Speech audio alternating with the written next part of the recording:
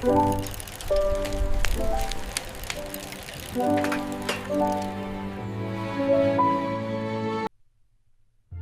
are summers that slip quietly into memory, and then there's the summer of Muncin Saucidan, bold, unforgettable, and burned into the heart of a generation.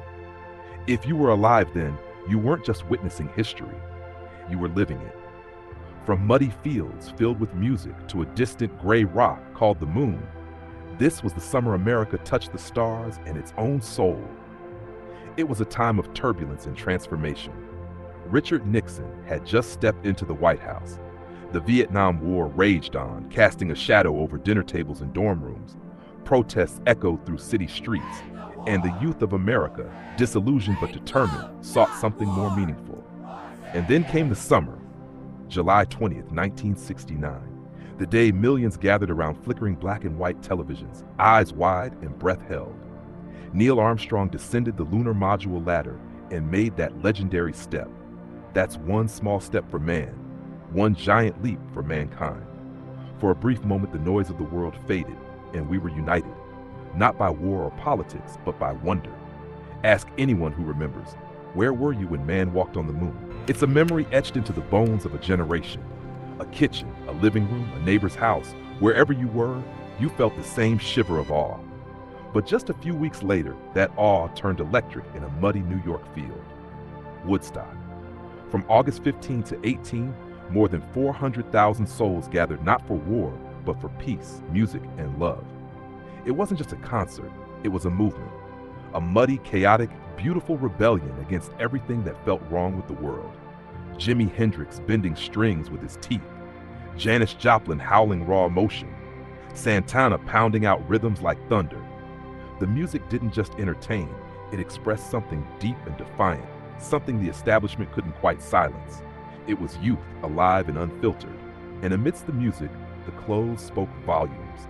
Tie-dye shirts that looked like exploded rainbows. Bell-bottom jeans that swayed with every step. Headbands, beads, peace signs. Fashion was no longer about looking proper, but about shouting identity. You didn't dress to blend in. You dressed to be seen, heard, and felt. Back home, America's living rooms tuned into shows like The Brady Bunch and Hee Haw, while kids fell in love with a certain talking dog named Scooby-Doo. It was a blend of old values and new energy, tradition colliding with rebellion. Somehow, it all coexisted, if only just barely. The civil rights movement still burned bright. Though Dr. King had fallen the year before, his dream lived on in marches, speeches, and songs. Women's voices were rising louder. Young people were rejecting the status quo, demanding a world that felt fairer, freer, more human. Make Love Not War wasn't just graffiti on a college wall, it was a manifesto. The Flower Children believed that the world could be changed not by power, but by presence, by simply being kind, aware, awake. And yet, even in the glow of progress and promise, there were storms. The Manson murders chilled the country in August, a dark reminder that not all revolutions lead to peace. It was a summer of contradiction, light and shadow, unity and unrest, a mirror of America's soul. By the time autumn leaves began to fall, the muddy boots of Woodstock had dried.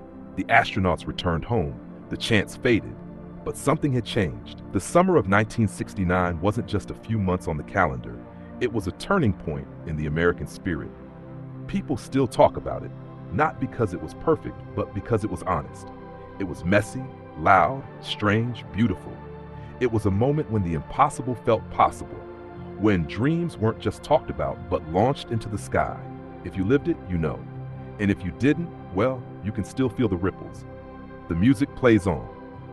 The moon still hangs above us, waiting to inspire another young soul. And deep down, the spirit of '69 still flickers in every heart that believes in peace, possibility, and purpose. Tell us, where were you in the summer of 1969? Were you staring up at the stars or dancing barefoot in the grass? Drop your memory in the comments. We'd love to read it. And if this video brought a little spark of nostalgia to your heart, please like it, share it, and subscribe to Memory Lane Media. Because history isn't just in the books, it's in you.